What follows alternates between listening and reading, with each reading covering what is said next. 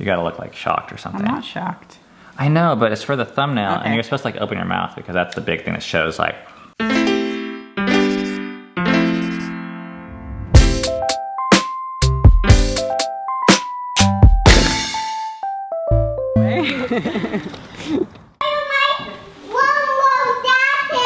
What do you have? What do you have? A jacket? Yeah. Is that a nice jacket? It's brand new to him, even though he wore it the whole AT. Oh, is that the jacket you wore on the AT? Black.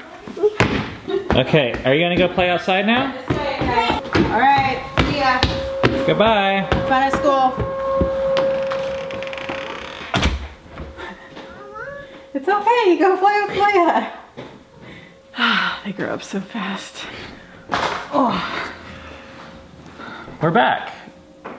It's been a little while. We missed you. Is that fake to say that? Because I've missed vlogging a little bit. ooh, that's kind of mean. Well, I think podcasting has scratched that itch for me. Okay, so the purpose of this video is we're gonna be doing two things. One is giving you an update, and two is talking about what the title said, something about sex ed. So first, the update about what we've been up to. Okay, you already said the podcast. Mm-hmm. This is something we're just getting off the ground. I think it's been really fun and exciting. It honestly, is more fun for me than vlogging. I'm not really sure why. I think it's just Ben and I having a conversation and bringing you guys along with it. It's a lot easier to produce, and I feel like we're able to go in depth into topics. It's not so scattered. I feel like our vlogs showed so many different parts of our lives that it was just more scattered for me.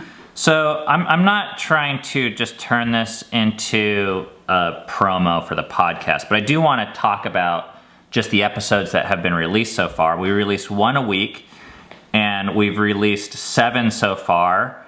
One called Scheduling Out of Chaos, one talking about burnout, one talking about homeschooling and being awkward and broke, one with a new philosophy of parenting based on a book that we have been reading, one talking about our trip to a nudist resort, one talking about haters, and our most recent, which is getting quite a bit of views, is about makeup sex and a fight that we were in, and we just kind of like talk through that process in real time.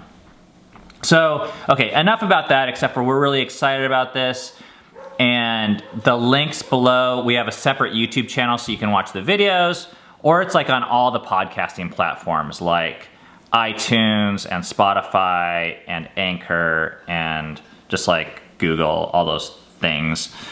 And we're not done vlogging. I think we're just taking a bit of a break. Wow, you're just like jumping. That was the third thing on the list. I didn't even look at your list. Okay, well, let's go there. Yeah, we're not done vlogging, but No. we're taking a break Yeah. for a very specific reason, and that is we're having to prioritize.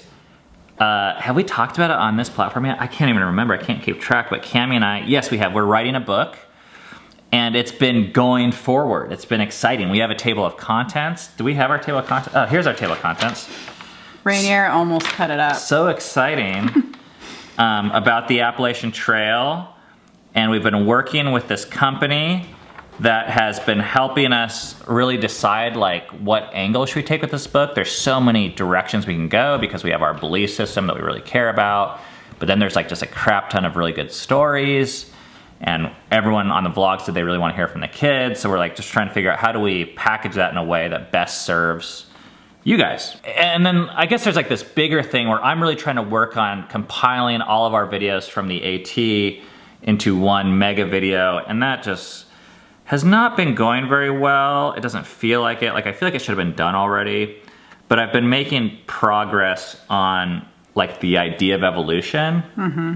And maybe this is TMI in terms of just you guys don't care about the behind the scenes, but at first I started off just like going through all of our footage and trying to get the best of, and then I was like, you know, this is gonna take forever, and it's just gonna, the story I think could get out of hand. So Monday, we're going to Starbucks, and we're going to go with you and the kids. And I'm just going to have everyone write out like 1 page or 1 hour of what stands out to them. And I'm going to try and combine that into a script. Yeah. But that's hard. And we don't have a good computer to do the editing on because our Mac Mini was like 4 or 5 years old and it takes forever. But Apple just released their new computers on Monday. So like I just ordered it yesterday and it's like $2,500. But I think it'll last us another 4 or 5 years. Yeah, it's exciting because both Seven and Dove use the computer a lot for what they're passionate about or what they like to work on. So with Seven, a lot of that's editing and some other stuff. Music. And with Dove, that's photography. And so it'll be cool. Like pretty soon here, we're going to set up a whole station up here for them for that. And which we can't set up yet because we get kicked out of our house again tomorrow. One more set of renters coming in this weekend. And after that, I'll feel like I can actually like nest in my house again. And until we go on our next adventure. Yeah, but that's not for another like 8 or 9 months. Another thing we've been working on is this is what 24 pairs of earplugs look like. But we have been 2 nights a week working on just swimming with the kids. Mm-hmm. My goal is to get them to be able to swim a mile nonstop within a month. Me too. You? Which I'm like, I have always had this mental block with swimming, like I do with math. I'm just not a good swimmer. I'm afraid of the water. And so this has actually been really good for me, I've realized, to challenge those, I believe, lies that are in my head. It's been really fun. Like we've been able to, like Rainier and Filia. Rainier, like he's just floating around with his floaties, and he's like never done that before, and getting more comfortable with the water. Yeah, and so there's a swimming technique. It's called total immersion. You can look it up on YouTube, and I learned it about 8 years ago, and I went from swimming 2 laps. The next session, I was able to swim like 8 laps. The next session, I was able to swim 16 laps, and the next session, I was able to swim a mile. Without like breaking a sweat. Not that you really break a sweat. I got to a point where I stopped because I got bored of swimming, not because I actually got tired. So it's all technique. It's really fun. And I think that's going to be, and it's exercise. Yeah. And we all get to do it together. Okay. Now we get to, this is what made me be like, oh, I just want to vlog today for a little bit, was just telling the story about our morning. Mm-hmm. So Cammie and I we just both finished this book. It's called Beyond the Birds and the Bees. It's written by Bonnie Ruff or Rowe. We are still not sure about how to pronounce her name. And the subtitle is Bringing Home a New Message to Our Kids About Sex, Love, and Equality. We both read this book.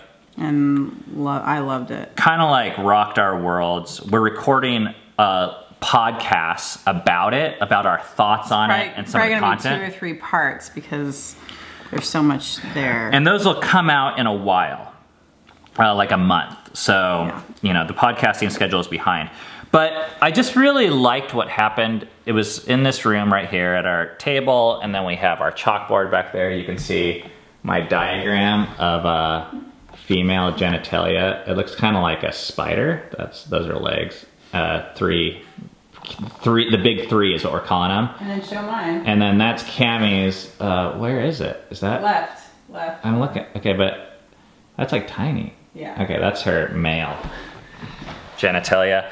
It felt like a huge victory for us because we've been having these ideas changed, and then in our business meeting this week, we're like, we need to put it on the schedule. Like, we want to talk to our kids, begin this conversation, which we've done some stuff in the past, but we just felt like this is important enough stuff to like take quite a bit of time to go over it and not, because I think in the past I at least believed enough, okay, I should like, it's like a drive-by shooting, like, okay, here it is, and then that's it, and that's all they need. And now I'm just understanding, no, I want to like open up the pathways of communication and have this like ongoing conversation. Hopefully that's like my dream with our kids about their sexuality or just sexuality in general. And sexuality is so much bigger than just anatomy, although anatomy is important. Well, so let's just get into what we talked about today. Yeah. And to start with, we had all the ages of our kids here. So from 17 to 2. So Yeah. I think that's kind of interesting. Yeah. And then we had all the sexes. Yeah, So we didn't separate boys and girls, you know, because I think it's important for them to know all of it, and that there's no need to separate. Which I thought was pretty funny, because I go down to print things and I just plug in my thing, and all of a sudden, like, pictures of penises start getting printed out. And Cammie left. So this is what we went over. We just printed up these things. There's a female vulva. Mm-hmm. While we're here, we should get our thumbnail picture. Okay, so let's zoom in, and then we gotta be like, it'll make like a ton of people click on it. Sorry for the false advertising. It's the game, we gotta play it. So we went through and we kind of like named the parts. Including the clitoris, which is rather large. That's the inside of a clitoris. And then that's a penis. So you're very excited about that fact. Would you like to share why? Yeah, I think the clitoris is really not talked about most places, especially in the US. And I think that's Especially sad. everywhere. Yeah, really everywhere. I mean, it's rare to hear it talked about. And I think that's sad because I think it's just as important as a male's penis. But it's not talked about. And it's easy to overlook because it's so small, but it's really not small. And it's hidden. It's a lie that it's small. But I think it's more than just that. I think there's beliefs that people have that have been passed down generation to generation that female sexual pleasure is not as important as male sexual pleasure. So I don't believe that. So this is a first step for us. So I would say in terms of levels of awkwardness. I felt a lot of anxiety when Ben and I met yesterday and he said, let's implement this starting tomorrow. I was like, wait, what? And then I just started feeling all this anxiousness, even though I believe it. And you were all like amped because you're I need to prepare all this stuff. Yeah, I think I feel like I need to like do it right. And I don't even know what that means. And I was like, so I had all this pressure. I just said, that I put this around is just on a conversation. Yeah. You know, if you just share with your kid, and that's where I think one of the things I want to share was, you know, there's these facts and pictures. I don't think this was really that impactful for the kids. Like 7 kind of folded it up and like wouldn't even look at it. The girls were like, looked at it for maybe like 1 second. I feel like it was a waste of paper. Maybe. I'm kind of joking. And but, maybe it's for me, like that I'm like, oh, there should be no problem printing this stuff up and saying this I'm still glad you did it. Yeah. But we told stories about our viewpoints of our own sexuality. And how they've evolved. And specifically, your perspective on your own clitoris, which was... I didn't even know I had it until early 20s. I don't even remember the time that I like found out about it. And I felt like they were engaged in those stories. Yeah, and Ben helped me with that because I think I tend to get all factual and forget that actually the most meaningful stuff, I mean, this stuff is important, the facts, but the most meaningful stuff is probably my own story. And so he helped remind me, hey, why don't you share about how when you were 20, all you knew was that you had a vagina and you didn't even really know exactly where that was. I know, shocking. Maybe it's not. Shocking. Maybe it's not shocking actually to you. Maybe you have a similar story. But it's shocking to me to think that that's normal, that was part of my story. Not that I'm beating myself up or even beating my parents up or whatever, but it's just like, I want to change that story for my kids. We feel like we know a better way now. Yeah. And it begins with some awareness and education. And I think there's going to be a lot of people that have this belief, which maybe we used to have, is that this is not age appropriate. Like this type of information should be for kids that are older, and should come with sexual activity, We don't believe that. Like, to know the names of body parts is a very normal, natural, good, empowering. And when your kids are adults or they're not adults and they're having sex, it's too late at that point. Like, I was having sex with you and I didn't know that sexual pleasure was okay. I didn't know, for me, I didn't know I had a clitoris. I barely knew where my vagina, I mean, and that was a really scary process for me. And I don't think it needs to be that way. So for this lesson, and I think we're gonna maybe vlog this process every day that we do it, which is just once a week for the next 5 weeks. But we just like said, this is called that, and it does this. Like, pretty academic. We just tried to like make it not loaded and not all like silly and snickery. I mean, there was a little bit of like some funny glances, and that's like okay, because that's where our family's at right now. We're just kind of like getting comfortable with the terms, acknowledging that they exist, acknowledging that it's a little bit weird. And I think that was a huge first step for us. It's a huge win. I think it'll make the other conversations down the road, when you start talking about intercourse or preferences, I think it sets the stage for making those conversations easier, because you can't jump straight into that if your kids have never heard you like say these words. Yeah, it really does just open up communication. The more you initiate these conversations, I believe. Okay, I don't have much else to say besides that, do you?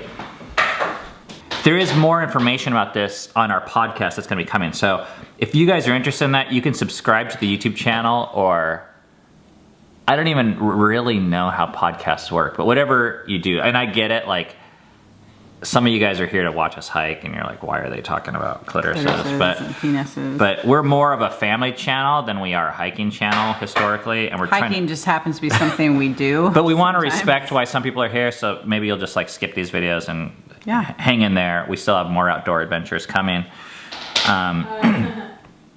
But actually, this should also go in the update.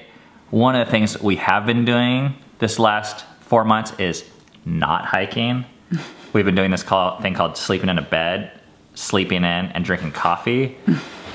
And it's been really nice. I actually still feel like my soul is like still a little bit in recovery from just like the go mode that we were in for like basically 6 months. It has been That's a good point. Really nice. I've been feeling guilty for sleeping in, and I have not. Yeah, and why? Like, why should I feel guilty about that? If you are interested in going more in depth about, I would say, sexuality, children's sexuality, how to talk to kids about that, gender equality, then I would totally recommend this book. Yeah. I just think she does such a great job, and it's her own journey, and she talks about her own journey and what that was like for her and what she found out along the way. She found out so much. Long story short, she compares her experience of living in the Netherlands and the Dutch's viewpoint of nudity and sex and how unweird it was. Yeah. Compared to the American, where we're like highly protective, but yet everything is sexualized, which is a strange dichotomy. And yeah, that culture, it's so much more holistic thinking. Hey, can we not do piano now? Who's doing that? One more thing we totally forgot to mention earlier is that we are thinking about doing a conference retreat thing for like around like 6 couples, 12 people. So this is like a really exciting thing for us. We want to work with some people that have watched maybe some of the vlogs and are excited that we could share the tools that we've learned with some folks about planning family adventures, like purpose-driven family, maybe some marriage communication stuff. Yeah. So what we really want to know is this something that you would at all be interested in? There's going to be a link below. If you could click on that, that could just help us gauge to see if this is something we're ready to do. We've kind of wanted to do it for a long time, and I think we might be ready to pull the trigger. Yeah, it's exciting. It's just a different venue than the whole vlogging podcast world. So it'd be cool to actually meet people and talk to them face to face. All right. Time to record our podcast now. See you guys later.